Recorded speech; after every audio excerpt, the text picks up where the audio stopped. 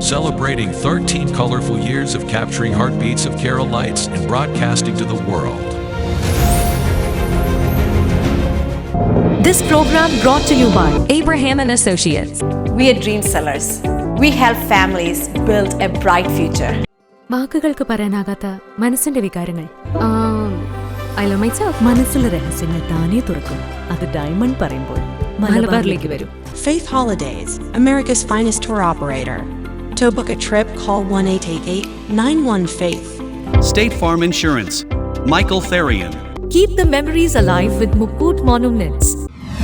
Heads Brokery 516-433-4310. Global Collision and Repair Works, 333 North Route 9 West, Congress, New York. Media App USA. Download Media App USA now on any of the streaming devices.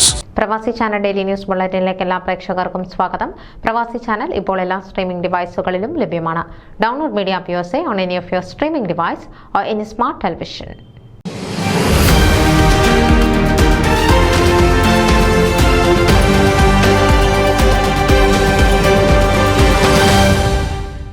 FOKANA advisory board പുനഃസംഘടിപ്പിച്ചു. Advisory board ചെയറായി John P John, vice ചെയറായി Vinod KRK, സെക്രട്ടറിയായി commander George Korath എന്നിവരെ തിരഞ്ഞെടുത്തതായി president Sajimon Antony, trustee board chair Joji Thomas എന്നിവർ സംയുക്തമായി അറിയിച്ചു.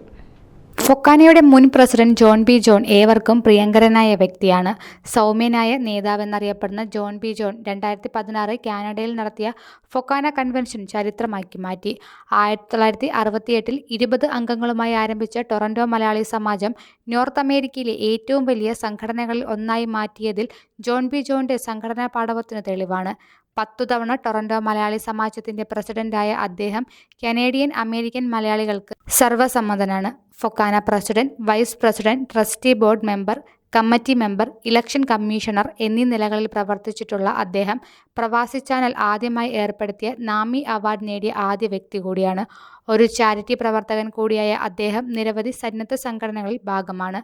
കോട്ടയം കളത്തിൽപ്പടി സ്വദേശിയായ ജോൺ ബി കാനഡയിൽ അറിയപ്പെടുന്ന ഒരു വ്യവസായി കൂടിയാണ്. ഭാര്യ ആനിക്കൊപ്പം കാനഡയിൽ താമസം. ന്യൂയോർക്കിൽ അറ്റോർണിയായി പ്രാക്ടീസ് ചെയ്യുന്ന വിനോദ് KRK ഫൊക്കാനയുടെ മുൻ സെക്രട്ടറി കൂടിയാണ്.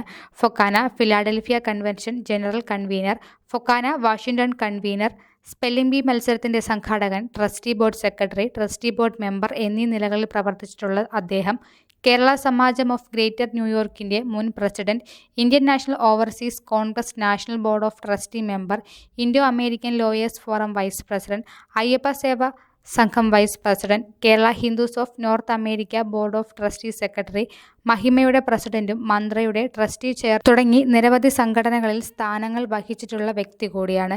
കേരളത്തിലെ വിവിധ കോടതികളിലും അഭിഭാഷകനായി പ്രാക്ടീസ് ചെയ്തിട്ടുള്ള അദ്ദേഹം ഭാര്യ ബാല വിനോദിനൊപ്പം ന്യൂയോർക്കിലാണ് താമസം. ഫൊക്കാനയുടെ മുൻ പ്രസിഡന്റായ commander George Koth Malayali association of central ഫ്ലോറിഡയുടെ ഫൗണ്ടിംഗ് മെമ്പറിൽ ഒരാൾ കൂടിയാണ്.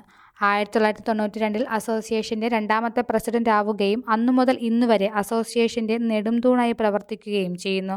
1996 മുതൽ 1998 വരെ ഫൊക്കാന ഫ്ലോറിഡ റീജിയണൽ വൈസ് പ്രസിഡന്റായും അതിനുശേഷം 2004 മുതൽ 2006 വരെ ഫൊക്കാനയുടെ പ്രസിഡന്റായി സേവനം ചെയ്തു. അദ്ദേഹം 2 തവണ ഫൊക്കാന ഇലക്ഷൻ കമ്മിറ്റി ചെയർമാനായി.